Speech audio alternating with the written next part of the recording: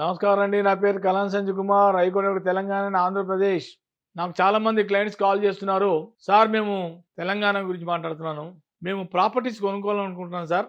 మీ యొక్క legal opinion కావాలి sir అన్నారు. నేను ఖచ్చితంగా చెప్తాను, దాంట్లో ఇబ్బంది ఏం లేదన్నాను. గుర్తుపెట్టుకోండి, ఎవరైనా సరే ప్రాపర్టీస్ కొనేవాళ్ళు ఒకవేళ వెంచర్లో కనుక ప్రాపర్టీస్ కొంటే భూములు వాళ్ళవి ఎక్కడివి? భూములు పట్టా భూముల లేదా అసైన్ ల్యాండ్సా?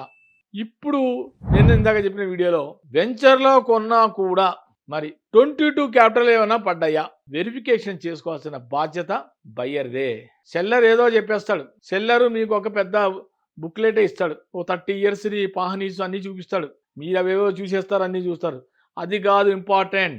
బయ్యర్ చూడవలసింది ఏంటంటే రియాలిటీ, గ్రౌండ్. ఆ భూమి ఎక్కడుంది? పట్టా భూమా, ప్రభుత్వ భూమా, ఎఫ్టీఎల్లో ఉందా, బఫర్ జోన్లో ఉందా, రివర్లో ఉన్న భూమిని తీసుకొచ్చి మట్టి పోసేసి క్లోజ్ చేసేసి ప్రభుత్వ భూమి, ఇవన్నీ తెలుసుకొని భూములు కొనవాలిగా నేను ఒపీనియన్ చెప్తున్నాను. ప్రాపర్టీస్ కొనేటప్పుడు ఇవన్నీ చూసుకోవాలి. మెయిన్గా మీరు సబ్ రిజిస్ట్రార్ దగ్గరికి వెళ్ళండి. సబ్ రిజిస్ట్రార్ దగ్గరికి వెళ్ళి బలాని ఏరియాలో బలానా ప్రాపర్టీ కొంటున్నప్పుడు బలానా సర్వే నెంబర్లో ఇది ఏ భూమి, ఇది పట్టా భూమేనా, ఈ పట్టా భూమి అయితే దీనిలో ఏమన్నా ప్రభుత్వం పొరపాటున ఏమైనా 22 క్యాపిటల్ ఏమైనా వేసిందా, నిషేధ జాబితాలో ఏమైనా పడిందా?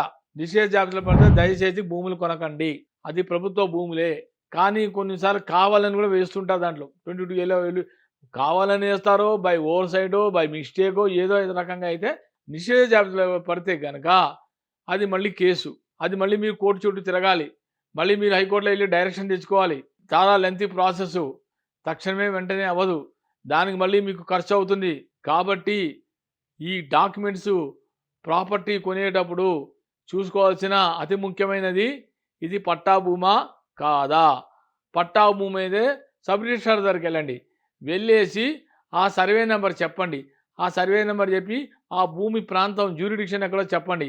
ఈ బలాని ఏరియాలో ఈ భూమి నేను కొంటున్నా, ఇది పట్టా భూమేనా, మీరు దయచేసి సిస్టంలో చూపించండి అని సిస్టంలో చూపించమని చెప్పాలి సబ్ రిజిస్ట్రార్ని.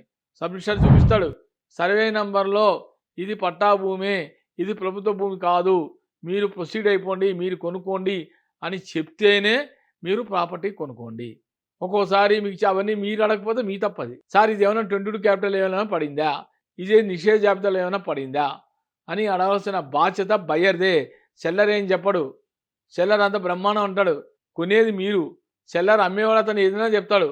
కొనేవాళ్ళు జాగ్రత్త పడాలి. సో నా దగ్గరకు వస్తే ఇంకా మళ్ళీ లీగల్ ఒపీనియన్ నా దగ్గర ఏమైనా వస్తే రాండి, తప్పకుండా నేను పర్సనల్గా నేను మళ్ళీ చెప్తాను. అన్నీ కూడా ఇబ్బంది ఏం లేదు.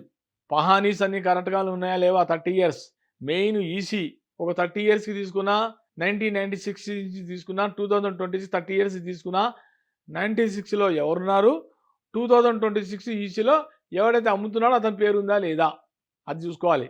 కొన్నంగానే సరిపోదు. మెయిన్ మ్యూటేషన్ చేయించుకొని మ్యూటేషన్ రెవెన్యూ రికార్డ్స్లో రావాలి. ఇది మీరు చూసుకోవాల్సిన పని. అప్పుడు మీరు సెటిల్ చేయండి. పేమెంట్ కట్టేటప్పుడు ముందరే డబ్బు ఇచ్చేసి మ్యూటేషన్ చేస్తాను ఎగ్గొడతాడు, హ్యాండ్ ఇస్తాడు, మళ్ళీ కనపడ్డు అమ్మేవాడు. ఎవరి చుట్టూ తిరుగుతారు, ఎక్కడ పట్టుకుంటారు, మళ్ళీ కోర్టు అంటారు, మళ్ళీ పోలీస్ స్టేషన్ అంటారు. పోలీసు వాళ్ళు ఏం చేస్తారు? పోలీసు వాళ్ళకి సివిల్ మ్యాటర్లో జోక్యం లేదు వాళ్ళది. కోర్టు మళ్ళీ ఖర్చు మీకు. ఇన్ని అవసరమా? లీగల్ ఒపీనియన్ నా దగ్గర రండి. ఎవరైనా కొనుక్కునే వాళ్ళు అంటే నేను స్పష్టంగా క్లారిటీగా కొన్ని కోట్లు లక్షలు పెట్టి కొనుక్కునే వాళ్ళు జాగ్రత్త పడి కొనుక్కోవాలని కోరుకుంటున్నాను. నమస్కారం.